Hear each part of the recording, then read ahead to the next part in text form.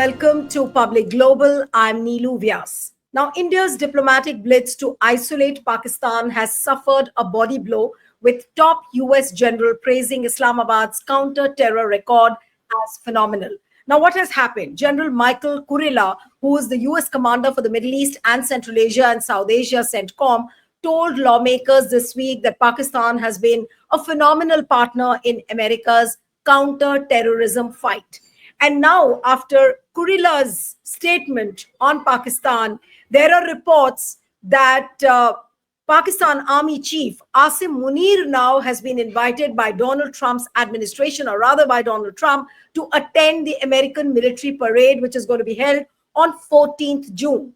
Now, imagine what kind of a snub is it to India? Is it not one of the biggest slaps on Prime Minister Narendra Modi and India's foreign policy initiatives? And why I'm saying this very categorically is that India has been trying hard. India has been lobbying across the world through its multi-party delegations to isolate Pakistan. And here you have the American President Donald Trump, who is not only trying to get cozy with Pakistan, but also sending out a message very, very clearly to India that, look, we need Pakistan as an equal partner. Now, should India be relying on Donald Trump? Will India retaliate on this? Will India object to what Donald Trump is now doing? Joining me this evening is Professor Aftab Kamal Pasha, international affairs expert and diplomat. Thank you so much for joining. Asim Munir attending the American military parade on 14th of June. Is this one of the biggest setbacks, or I may say one of the biggest snubs to Prime Minister Narendra Modi?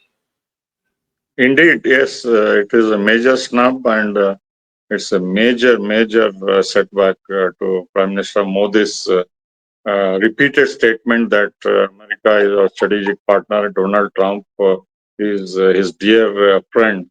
You see, all our efforts for the last 35 years, at least, the United States has been to drive home the point that Pakistan is our enemy, and it has caused incalculable damage and destruction in not only Kashmir but in other parts of India, and that it needs to be isolated, sanctioned, and the military needs to be changed. But they were quietly listening and only taking baby steps, whether it is handing over the terrorist who was involved in Bombay attacks in November in 2007, and other minor steps just to placate India. But, for the last couple of months, now it is becoming clear that Asim Munir was in direct contact with the Central Command Chief, General Kurilla, and he has met several times. And now that he is going to Washington on official invitation as head of state virtually, so he is meeting again General Kurilla in Doha at the Central Command headquarters. We can only imagine what kind of discussions they will have, military to military leaders, and why the Americans have picked up Asim Munir, and why they are enhancing his credentials as a potential leader to replace the civilian government in Pakistan in future, so that their strategy of counter-terrorism, which they are claiming, he will be very useful in implementing, and that counter-terrorism could include China and Russia, and also in some way Kashmir also. So in that way, our policy, Modi government's policy of misplaced faith and trust in the American administration, and especially Donald Trump, has been demolished virtually. In spite of Donald Trump claiming credit for the ceasefire on the Indo-Pak war, which took place a few days ago, and repeatedly claiming credit that India has not appreciated his Herculean effort to bring the two parties to a ceasefire. Otherwise, they would have ended up killing each other, lakhs and millions in the nuclear war, which he is talking about. And in fact, he used the word credit, that India has not given any credit to his yeoman efforts to bring the ceasefire. He went on to praise Pakistan as a great country, Pakistani leaders as great country, great leaders. All this he's showering on our enemy. Praises much to the shock and despair of the Indian government. But here we are, Modi government is completely silent. It has gone into hibernation as far as Trump is concerned, as far as General Kurila is concerned, as far as Asim Munir's invitation is concerned. All of these are coming one after the other. And between the lines, if you see, it appears that America is not our strategic partner and Donald Trump is not the dear friend of Prime Minister Modi. But in fact, it is contrary to our interest. It is working as if America is an enemy and trying to disassociate ourselves from Russia, our long-time supporter, military provider, and also alienating us from BRICS and Global South, and also from our neighborhood. America is systematically isolating us and using it as a springboard to achieve its larger strategic objective of isolating Russia and China. And, we have succumbed to the American pressure. And the reasons are well known. That is Adani's corruption case in America, over which Prime Minister is extremely concerned. Then the Khalistani issue, the arrest of a raw agent there, and the Washington Post indictment of Home Minister and other top officials, and the congressional report which held BJP responsible for using anti-Muslim propaganda to win votes, and which called for sanctions against the Modi government for violations, so on and so forth. So all these and other leverages which we are not aware, they are using it to humiliate India, to isolate India, and also to show Modi what they can do. And they are putting us in a box where we are helpless now. No, but Dr. Pasha, we all know that Prime Minister Modi does understand what Donald Trump is doing to him. But why is he choosing to be silent at this point of time? This is one of the biggest snubs, and especially after the kind of politicking he has done on Operation Sindoor. He's gone around doing roadshows, expressing valor of the Indian armed forces. And now here you have an Asim Munir who will sit next to Donald Trump on the Military Day parade. And is India not going to say anything? Why is Prime Minister Modi quiet? Is the biggest question. What is I it told that's you. stopping Mr. Modi from saying anything? I told you the three reasons about Adani and the raw agent and the Khalistani issue, and maybe other issues, secrets which they have come to know, and they must have shown it to the Prime Minister and the Foreign Minister. You see, who is a strong advocate of closer alliance with the Americans, no matter what happens to our ties with Moscow or China or in the global south.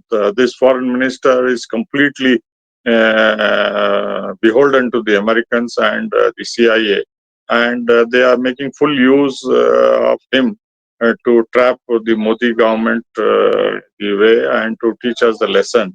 And that is to go back 50, 60 years ago when they used Pakistan to interfere in the Kashmir affairs and to treat Pakistan on parity with India and make them believe that with American support they can take on India. So that's how we are now back to square one. And what Nehru and Indira Gandhi and Shastri and other leaders did, we have been denigrating them over the last 10 years under this NDA government without realizing that.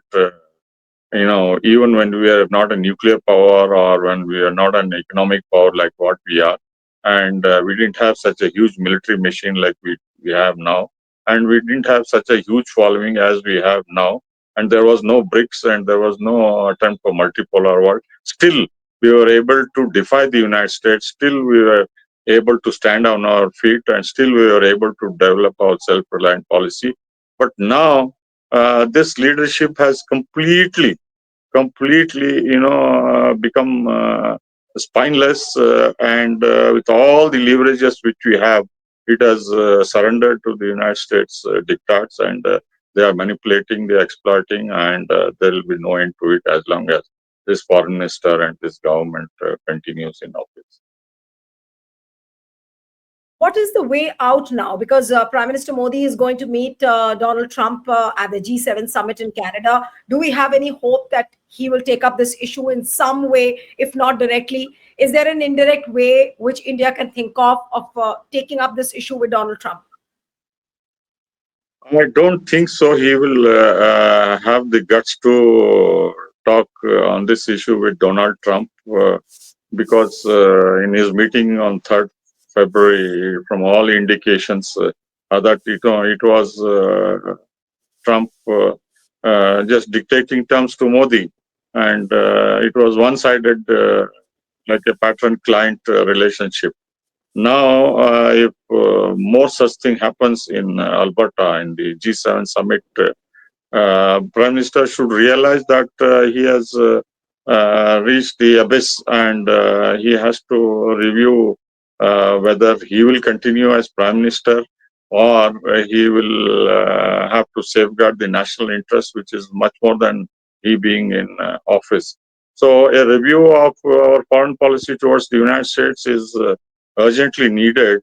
And meanwhile, we have to renew our relationship with Moscow, which has been a dependable source of weapons, diplomatic support, and all-round supporter, supplier of oil, and so on and so forth. So we have alienated Moscow also by not fixing the date for Putin's visit because of the criminal case ICC has slapped on him due to Ukraine war, and the foreign minister apparently is under pressure from the West not to allow Putin to visit India and give legitimacy to a criminal, as they call. Putin is branded because of this action on Ukraine. So urgently it is needed to revive our BRICS connection and repair our ties with the neighborhood urgently. Otherwise, we are going downhill and there is no end to it, and we'll become a banana republic if this policy under NDA continues of being mute spectator to what the Americans are No, doing, but heaping Dr. insult and Pasha, humiliations.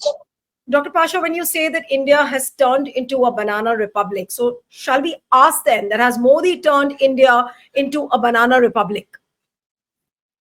See, the indications of his silence indicates that he has not been able to utter a single word against Yes. Donald Trump, whether it is on Operation Sindoor ceasefire or his claim that nuclear conflagration was in the offing, or the way Pakistan is being praised. At least on that issue, Prime Minister should have said that, look, Pakistan is our enemy, and it has caused incalculable damage to us for the last several decades, and you are befriending and inviting the army chief for the 25th Army Day, Flag Day, 79th birthday of Trump, and a big event where heads of state governments are invited and where India is not invited. So you are rewarding our enemy and hobnobbing with the enemy in the name of counter-terrorism and cooperation against Islamic State, Khorasan, which is not such a big threat as it is being made out uh, by the Americans. That is just a pretext to use Pakistan strategically against China and Russia and other states in the region, and also to put pressure on India. So, in all likelihood, Asim Munir is being groomed and invited as a head of state. They will shower all the praise and uh, other things on him. They will highlight his contribution, speech, his boldness, his courage, so on and so forth. And they are preparing him to replace the civilian government in Islamabad, and they will use him like they used Ayub Khan and Yahya Khan and Ziaul Haq and Musharraf to put more pressure before all this damage happens from the new Asim Munir.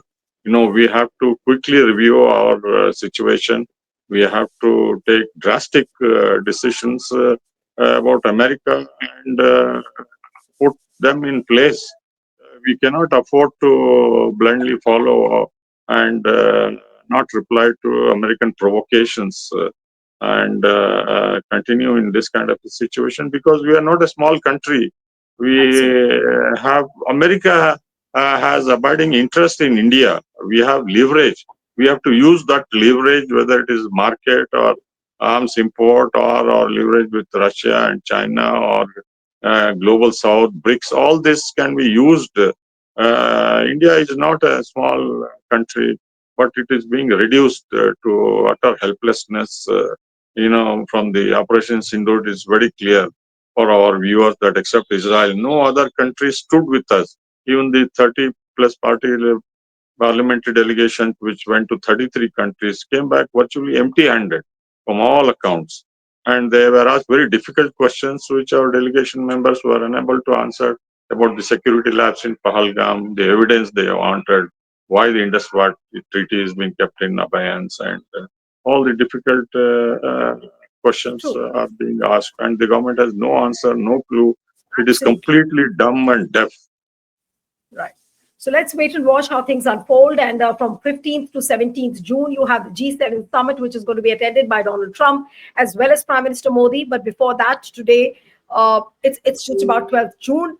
Will India object to Asim Munir's presence at the Military Day Parade? We don't know. But yes, lots could happen in the coming days. Thank you so much, Dr. Pasha, for joining on Public Global. Thank you.